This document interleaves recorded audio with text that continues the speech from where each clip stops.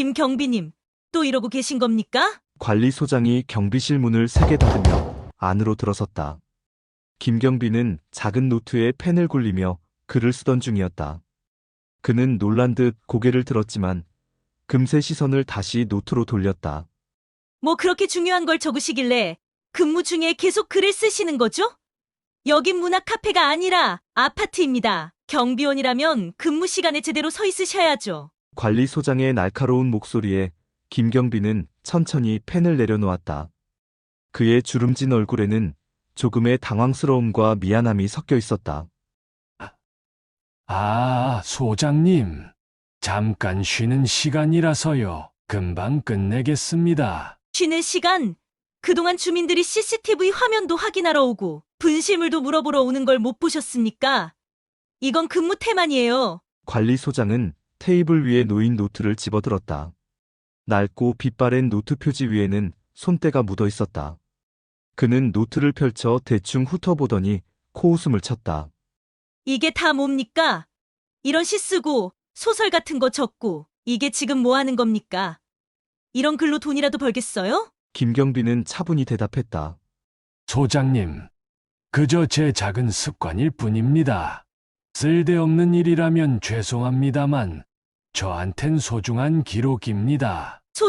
그런 기록으로 뭐 하시겠다는 겁니까? 현실을 좀 보세요. 경비원으로 돈 버는 것도 힘든 마당에 이런 글로 시간을 낭비하다니. 관리소장은 노트를 탁자 위에 내던지듯 내려놓고는 한숨을 내쉬며 문을 나섰다. 그는 주민들 불편하지 않게 일이나 잘하세요라는 말을 남기고 사라졌다. 김경비는 천천히 노트를 집어들었다. 그의 손끝은 미세하게 떨리고 있었지만 얼굴엔 여전히 담담한 표정이 남아 있었다.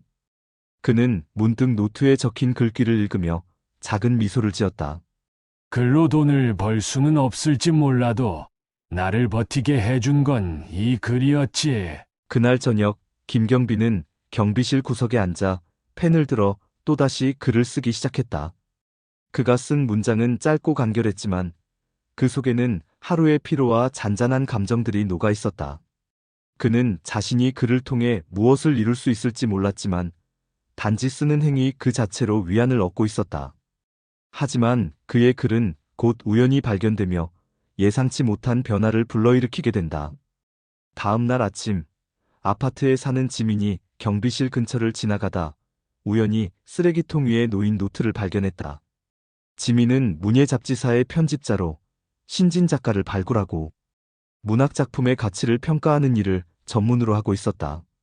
그녀는 업계에서 수년간 다양한 작품을 다뤄오며 문학적 안목과 비평 실력을 인정받아 신뢰받는 인물이었다. 그 노트는 관리소장이 쓸데없는 낭비야라는 말을 남기고 쓰레기통에 버린 것이었다. 지민은 호기심에 노트를 집어 몇 페이지를 넘겨 읽기 시작했다. 처음엔 단순한 호기심이었지만 곧 글 속의 깊이와 감정에 압도되었다. 뭐야? 이게 너무 좋잖아. 이건 그냥 좋은 게 아니야. 진짜 작가의 글이잖아. 지민은 가슴이 뛰기 시작했다. 문장의 간결함 속에 깊이 있는 통찰과 지나칠 법한 일상에 깃든 따뜻함이 숨쉬고 있었다. 그녀는 페이지를 넘길 때마다 글 속에서 떠오르는 감정과 이미지를 느꼈다. 이런 글은 몇 년에 한 번 발견하기도 힘든 수준이야. 누가 재능을 왜 감추고 있는 거지? 하지만 지민은 곧 깨달았다. 이 노트에는 이름도 단서도 없었다. 글쓴이가 누구인지 알 방법이 없었다. 그녀는 잠시 고민하다가 문득 생각에 잠겼다. 이렇게 훌륭한 글을 쓴 사람이 도대체 누구일까? 분명 대단한 사람일 거야. 이런 글을 그냥 방치해 둘 순 없어. 지민은 그날부터 글의 주인을 찾기로 결심했다. 그녀는 먼저 아파트 주민들에게 물어보기 시작했다. 혹시 이 글 보신 적 있으세요? 누가 쓴 건지 아세요? 그러나 돌아오는 대답은 모두 비슷했다. 글쎄요, 처음 보는데요. 이 아파트에 그런 글을 쓸 사람은 없을 텐데요. 지민은 답답함을 느꼈지만 포기하지 않았다. 그녀는 아파트 단지를 돌며 더 많은 주민들을 만났다. 경비실 근처에서 오랜 시간을 보내던 사람들에게도 물었다. 그러던 중 한 중년 남자가 흥미로운 이야기를 꺼냈다. 그 노트요. 전에 관리소장이 뭔가 쓰레기통에 던지더니 혼자 한숨을 쉬더라고요. 그 노트가 맞을 수도 있겠네요. 지민은 그 이야기를 듣고 바로 관리소장을 찾아갔다. 그는 처음에는 시큰둥하게 대답했지만 그런 건 왜 묻는 거야? 별거 아닌 노트일 텐데 라며 관심 없는 척했다. 지민이 계속해서 노트에 대해 물었지만 그는 단호히 별 볼 일 없는 글이야. 그냥 버려도 되는 거였어 라고 말을 자르며 넘어가려 했다. 사실 그 노트 김경비가 쓴 거야. 관리소장은 무심하게 어깨를 으쓱하며 말했다. 그냥 혼자 낙서하는 수준이야. 사람들이 대단하다고 할 만한 건 아니지. 그래서 내가 신경 쓰지 않았던 거고. 지민은 놀라움을 감추지 못했다. 그토록 아름다운 글이 아파트 경비원이 쓴 것이라니. 그녀는 즉시 경비실로 달려갔다. 지민은 노트를 들고 경비실로 들어갔다. 김경비는 자신의 노트가 없어진 것을 알고 경비실 구석구석을 뒤지고 있었다. 그의 이마에는 땀이 맺혀 있었고 표정에는 다급함이 가득했다. 그 순간 지민이 경비실 문을 조심스럽게 열고 들어왔다. 김경비는 문소리에 놀라 고개를 들었다. 지민 씨, 무슨 일이세요? 이거 정말 김경비님이 쓰신 거예요? 완전 대단한데요? 김경비는 당황한 듯 말했다. 그냥 끄적거린 겁니다. 대단한 것도 아니고요. 그냥 혼자 보려고 쓴 거라. 하지만 그의 목소리는 흔들리고 있었고 지민은 그의 눈에 담긴 복잡한 감정을 읽을 수 있었다. 그는 이 글에 얼마나 많은 시간과 마음을 쏟았는지 스스로도 모르는 척하려 애쓰는 것처럼 보였다. 아니에요. 이건 사람들한테 꼭 보여줘야 해요. 이거 책으로 내도 될 정도로 멋져요. 지민의 말에 김경비는 미소 대신 쓸쓸한 웃음을 지어 보였다. 그는 고개를 저으며 손사래를 쳤다. 아니야. 그런 건 아니야. 이건 그냥 내 생각을 적은 거지. 사람들에게 보일 만한 게 아니야. 김경비님 정말 이 글이 대단하다고 생각하지 않으세요? 저는 이 글에서 경비님의 진심을 느꼈어요. 그 진심은 사람들에게 닿을 수 있어요. 진심이라. 김경비는 잠시 고개를 숙이고 생각에 잠겼다. 하지만 곧 다시 고개를 들며 단호하게 말했다. 그래도 아니야. 그냥 내 마음을 정리하려고 쓴 것뿐이야. 지민은 다시 한번 설득하려 했지만 그의 굳은 표정을 보고 멈췄다. 결국 그는 조용히 책상 서랍을 열고 노트를 다시 넣었다. 그 손길은 마치 무언가를 소중히 감싸려는 듯 조심스러웠다. 그 글이 세상 밖으로 나가는 것이 두려운 듯 그의 표정에는 망설임과 두려움이 교차했다. 그는 이 글이 자신에게 얼마나 소중한지 누구보다 잘 알고 있었다. 하지만 동시에 그 글이 세상에서 조롱받거나 오해받을 수 있다는 생각이 그를 주저하게 했다.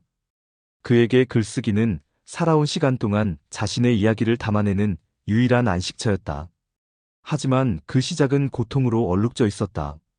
김경비가 학창시절 처음으로 글쓰기에 눈을 뜨고 자신의 시를 학교 신문에 게재했던 날이었다. 그 글은 당시 그의 열정과 진심이 담긴 작품이었다. 하지만 돌아온 것은 선생님과 친구들의 칭찬이 아닌 비웃음과 조롱이었다. 얘들아 이거 봐. 이제서 내가 김동식이라니 웃기지 않냐? 글은 멋있긴 한데 동식이가 썼다고? 설마 표절한 거 아니야? 심지어 그의 담임 선생님마저도 회의적인 태도를 보였다. 동식아, 이런 글을 쓸 줄은 몰랐구나. 근데 너 혼자 쓴 거 맞아? 어딘가에서 본 걸 옮긴 건 아니고? 그 순간 김경비, 아니 김동식의 심장은 무너졌다. 그는 자신의 진심이 담긴 글이 의심과 비웃음의 대상이 되는 현실에 큰 충격을 받았다. 그 상처는 이후 2번 더 그를 깊이 아프게 만들었다. 첫 번째는 대학교 신문사에 글을 투고했던 일이었다. 그는 익명의 이름으로 글을 보냈지만 편집장과 기자들 사이에서 너무 감상적이고 수준 낮은 글이라는 혹평을 받았다. 심지어 편집장이 공개적으로 그 글을 예시로 삼으며 강의에서 비판을 했다. 이런 글은 그냥 일기장에나 적어야지. 독자에게는 가치가 없습니다. 이 말을 들은 김동식은 자신의 이름을 알리지 않았던 것을 다행으로 여겼지만 동시에 깊은 수치심에 사로잡혔다. 두 번째는 성인이 되어 회사에 다니던 시절이었다. 그가 동료들과 더 친해지고 싶어 사내 게시판에 글을 올렸을 때였다. 글은 일상 속 작은 행복과 깨달음을 담은 내용이었지만 동료들은 그의 글을 두고 웃음거리로 삼았다. 이 사람 회사 다니면서 글쟁이라도 될 생각인가 봐. 좀 오글거리는 거 아니야? 라는 농담들이 그의 귀에까지 들려왔다. 그는 게시판에 올라간 글을 삭제하고 이후로는 글쓰기를 더욱 비밀스럽게 했다. 이후 그의 글은 누구에게도 보여지지 않는 채 공책 속에 묻혀갔다. 그는 그때의 경험이 남긴 상처를 떠올리며 스스로에게 말했다. 이 글은 나만을 위한 거야. 다른 누구에게도 보여주지 않으면 이 글은 상처받지 않아. 하지만 마음 한구석에서는 여전히 갈등이 있었다. 그의 글이 정말 아무 의미도 없는 걸까? 한 번이라도 누군가에게 위로가 될 수는 없을까? 그런 질문들이 그의 가슴속에서 작게나마 불씨처럼 남아있었지만 그는 결국 글을 다시 서랍 안으로 밀어넣었다. 안전한 곳에서 아무도 건드리지 못하도록. 그러나 지민은 포기하지 않았다. 그녀는 몰래 몇 개의 문장을 자신의 SNS에 올렸다. 우리 아파트 경비 아저씨의 글이에요. 이걸 보세요. 정말 감동적이지 않나요? 라는 글과 함께 올리며 조심스럽게 반응을 살폈다. 게시물이 올라가자마자 지민의 팔로워들 사이에서 뜨거운 반응이 이어졌다. 이 글 진짜 좋다. 어디서 이런 글이 나오지? 작가분이 누군지 꼭 알고 싶어요. 라는 댓글이 줄을 이었다. 심지어 몇몇은 개인 메시지로 글쓴이의 정체를 묻기도 했다. 지민은 이 글이 단순히 인터넷상에서 끝나지 않기를 바랐다. 그녀는 자신의 동료 편집자들에게도 노트에서 발췌한 글 몇 구절을 보여주었다. 이 글 정말 특별하지 않나요? 어쩌면 우리가 찾던 새로운 작가일지도 몰라요? 한 동료는 고개를 끄덕이며 말했다. 이건 단순히 글 잘 쓰는 수준이 아니야. 글쓴이가 삶을 어떻게 바라보는지가 느껴져. 진짜 작가야. 이후 지민은 문예창작 모임에 참석하며 글을 직접 낭독하기도 했다. 이 글을 쓴 분을 제가 아직 만나진 못했지만 이 글에서 느껴지는 감동은 꼭 나눠야 한다고 생각했어요. 그녀의 낭독이 끝난 후 모임 참가자들은 하나같이 글쓴이를 만나고 싶다고 입을 모았다. 이런 글을 쓴 분은 도대체 누구일까? 직접 만나서 이야기 나누고 싶네요. 지민은 점점 글의 주인을 찾고 그 재능을 세상에 알리고 싶은 열망으로 가득 찼다. 그녀는 인터넷과 주변 네트워크를 통해 더욱 적극적으로 글쓴이를 찾기 위한 여정을 이어갔다. 게시물은 빠르게 퍼져나갔다. 이 글 진짜 좋다.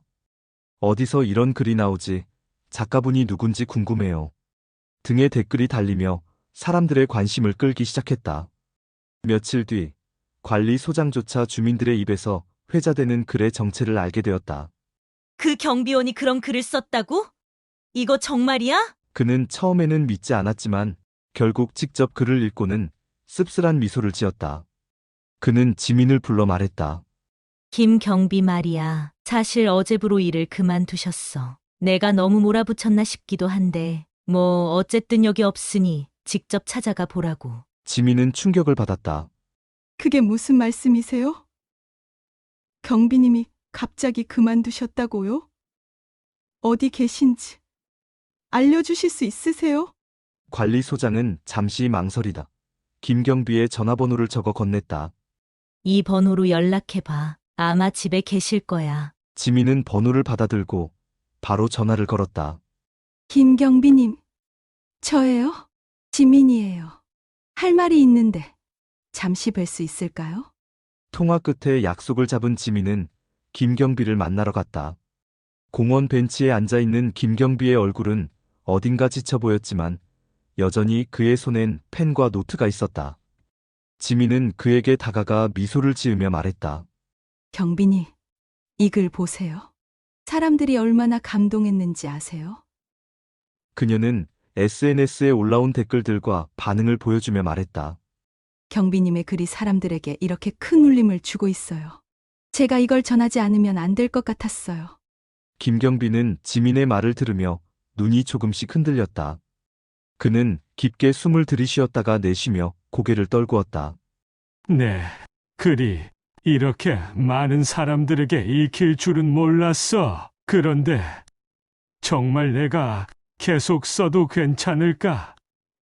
그동안 난 너무 많은 실패와 상처를 겪었어. 글이 나한테는 위로였지만 세상은 나한테 상처만 줬지. 지민은 그의 말을 끊지 않고 조용히 들었다. 그러다 그의 눈을 바라보며 차분히 말했다. 경비님, 지금도 이렇게 글을 읽고 감동받는 사람들이 많아요? 물론 세상엔 냉정한 말들이 있을 수 있겠지만 더 많은 사람들은 경비님의 글을 통해 힘을 얻을 거예요. 사람들이 이렇게 경비님의 글을 기다리고 있다는 걸 보여드릴게요. 지민은 SNS 댓글들을 스크롤하며 보여주었다. 여기 보세요. 이 글 읽고 정말 위로받았습니다. 이 글을 쓴 작가님이 누구인지 꼭 알고 싶어요. 이런 말들이에요. 이건 단순히 칭찬이 아니라 경비님의 글이 사람들에게 얼마나 큰 영향을 미쳤는지를 보여주는 증거예요. 김경비는 손끝으로 자신의 노트를 천천히 쓰다듬으며 한참 동안 침묵했다. 그의 눈에는 어딘가 깊은 갈등과 고뇌가 엿보였다. 결국 그는 조용히 입을 열었다. 정말 이 글이 누군가에게 위로가 될 수 있을까? 만약 그렇다면 나도 다시 용기를 내볼 수 있을지도 모르겠어. 하지만 너무 오래 걸릴 거야. 나한텐 아직 그럴 자신이 없어. 지민은 단호하게 말했다.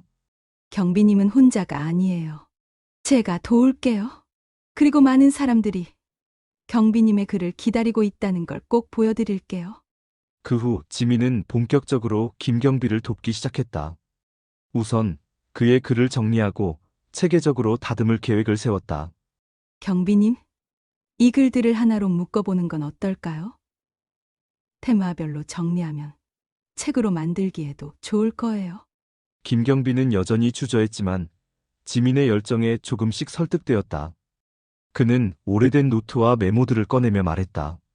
이건 그냥 그때그때 적은 거라 연결도 안 되고 엉성할 텐데. 그런 건 걱정하지 마세요. 글의 진심은 이미 충분히 전달되고 있어요. 제가 도울 테니 함께 만들어봐요. 지민은 김경비를 안심시키며 그의 글 속에서 보석 같은 문장들을 하나씩 찾아냈다. 지민은 글의 편집뿐 아니라 출판 과정에 필요한 일들을 차근차근 준비했다. 그녀는 자신의 동료 편집자들과 출판사 네트워크를 활용해 김경비의 글을 검토할 기회를 만들었다. 이건 단순한 에세이가 아니에요. 삶의 깊이를 담은 진짜 이야기예요. 동시에 지민은 경비님을 위해 작은 독서 모임을 준비했다. 우선 사람들이 직접 글을 들어보면 더 큰 반응이 올 거예요. 경비님, 한 번만 용기를 내주세요. 독서 모임 당일, 김경비는 긴장된 표정으로 등장했다. 그의 손에는 자신이 직접 고른 몇 개의 글이 담긴 노트가 들려 있었다. 그는 사람들 앞에 서서 떨리는 목소리로 첫 문장을 읽기 시작했다. 시간이 흐를수록 그의 목소리는 점점 안정되고 글 속의 감정이 그대로 전달되기 시작했다. 모임이 끝난 후 참석자들은 모두 박수를 치며 감동을 표현했다. 한 참석자는 말했다. 이 글은 저에게 정말 큰 위로가 됐어요. 이런 글을 읽을 수 있어 정말 감사해요. 지민은 그 모습을 보며 미소 지었다. 경비님 보셨죠? 사람들은 경비님의 글을 진심으로 사랑해요. 이제 세상에 보여줄 준비를 해봐요. 김경비는 마침내 지민의 도움과 응원 속에서 책을 출간하기로 결심했다. 출판사와 계약을 맺고 글을 체계적으로 정리하며 그의 첫 책이 세상에 나올 준비를 시작했다. 책 제목은 노트 속 이야기로 그의 삶과 일상의 이야기를 담았다. 출간 후 책은 예상보다 큰 반응을 얻었다. 초판이 출간되자마자 입소문을 타며 독자들의 사랑을 받았다. 서점 직원들은 요즘 이 책이 가장 핫한 책이에요. 진심이 느껴지는 글이라 독자들에게 강한 울림을 주고 있어요. 라며 판매를 독려했다. SNS에는 독자들의 리뷰가 끊이지 않았다. 이 책은 단순한 에세이가 아니에요. 마치 누군가 내 마음을 읽고 글로 표현해 준 것 같아요. 김경비님 덕분에 제 일상도 다시 돌아보게 됐어요. 라는 글들이 줄을 이었다. 출판 기념회에서는 독자들과의 만남이 이루어졌다. 사람들은 그의 삶의 이야기에 감동하며 그를 응원했다. 한 독자는 눈물을 흘리며 말했다. 김경비님, 저는 당신의 글에서 큰 위로를 받았어요. 당신의 이야기는 단순한 글이 아니라 누군가의 삶을 변화시킬 힘이 있다는 걸 알아주세요. 그때 관리소장이 조용히 행사장에 들어섰다. 처음엔 뒤편에서 눈치를 살피던 그는 마침내 무대로 나와 김경비에게 다가갔다. 관리소장은 무거운 표정으로 고개를 숙이며 말했다. 김경비님, 아니, 이제는 김 작가님이라 불러야겠군요. 정말 죄송합니다. 제가 너무 편협하게 생각했어요. 경비 일을 하시면서 글을 쓰신다는 게 한낱 취미나 시간 낭비라고 여겼던 제 자신이 부끄럽습니다. 당신의 글을 읽고 나서야 그 깊이를 이해할 수 있었어요. 정말 감동했습니다. 김경비는 잠시 놀란 듯했지만 곧 미소를 지으며 관리소장의 손을 잡았다. 소장님, 그런 말씀 안 하셔도 됩니다. 사실 저도 제 글이 누군가에게 의미가 있을 거라고는 생각하지 못했어요. 하지만 지민 씨와 여러분 덕분에 제게도 이런 기회가 생겼습니다. 관리소장은 다시 한번 고개를 숙이며 말했다. 앞으로 당신의 글이 더 많은 사람들에게 닿을 수 있도록 제가 할 수 있는 일이라면 무엇이든 돕겠습니다. 정말 진심으로 사과드립니다. 김경비는 그의 진심 어린 태도를 느끼며 천천히 고개를 끄덕였다. 이후 관리소장은 행사장을 떠났고 두 사람의 대화는 조용히 막을 내렸다. 그날 김경비의 이야기는 단순히 한 사람의 성공 스토리가 아니라 서로를 이해하고 응원하는 인간적인 교감으로 많은 이들의 마음에 깊은 울림을 남겼다. 김경비는 무대에서 떨리는 목소리로 말했다. 이 모든 건 제 글을 세상에 알릴 수 있게 도와준 지민 씨 덕분입니다. 글을 쓴다는 건 제 삶을 다시 살아보는 일이었습니다. 그리고 그 삶이 누군가에게 도움이 될 수 있다니 이보다 큰 행복은 없을 겁니다. 그 후 그는 여러 독자들과 만남을 이어가며 작가로서의 활동을 이어갔다. 그는 지역 문학 모임에서 강연을 열어 자신의 글을 쓰게 된 계기와 글 속에 담긴 삶의 이야기를 진솔하게 나눴다. 저는 경비라는 직업을 사랑하지만 글쓰기는 제 내면을 표현할 수 있는 또 다른 길이었습니다. 라는 그의 말에 청중들은 깊이 고개를 끄덕였다. 문학상 후보에 오른 이후 그는 문단에서 새로운 시각을 불러일으킨 작가로 주목받았다. 그의 책은 현대 사회의 소외된 삶을 섬세하게 다뤄 평론가들 사이에서도 호평을 받았다. 김 작가님의 글은 우리 모두의 이야기를 대변합니다. 라는 평가도 이어졌다. 그는 북토크와 사인회에서 독자들과 만남을 가졌다. 한 독자는 눈물을 흘리며 말했다. 작가님 글 덕분에 저도 용기를 얻었습니다. 정말 감사합니다. 지방의 작은 도서관에서도 그는 청소년들과 진솔한 대화를 나누며 그들에게 희망을 주었다. 저처럼 평범한 사람도 글로 세상과 연결될 수 있습니다. 라는 그의 말은 청중에게 큰 감동을 주었다. 그의 책은 해외에서도 주목받아 몇몇 언어로 번역되었고 그는 국제문학 포럼에 초청되어 삶의 모든 순간이 글이 될 수 있다는 메시지를 전하며 많은 이들에게 영감을 주었다. 김경비는 여전히 펜을 놓지 않았다. 그의 책상 위에는 언제나 새로운 노트가 펼쳐져 있었고 그는 글을 통해 사람들에게 따뜻한 위로를 전하고 있었다.